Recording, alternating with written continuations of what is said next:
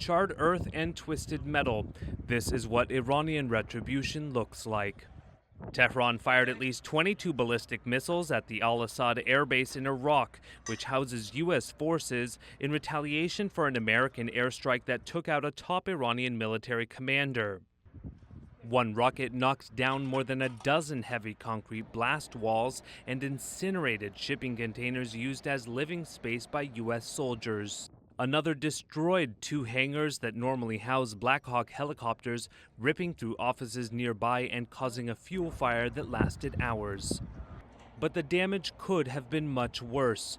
During a media walkthrough, Iraqi officers stationed at the base told Reuters staff began moving personnel and weaponry into fortified bunkers hours before the attack. By midnight, not a single helicopter or jet remained out in the open. And there was no loss of life.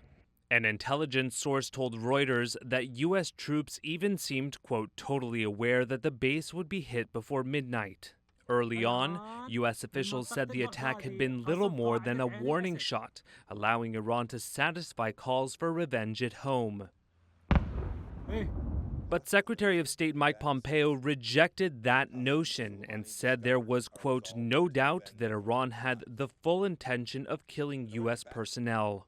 Speaking at Stanford on Monday, Pompeo warned Iran that the U.S. would respond if provoked.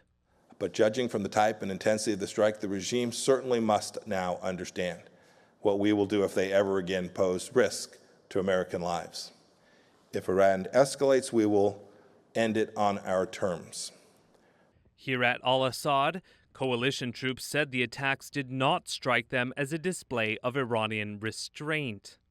As one U.S. Air Force officer put it, quote, if you fire missiles at an airbase where people are maintaining aircraft 24/7, you're probably going to kill people.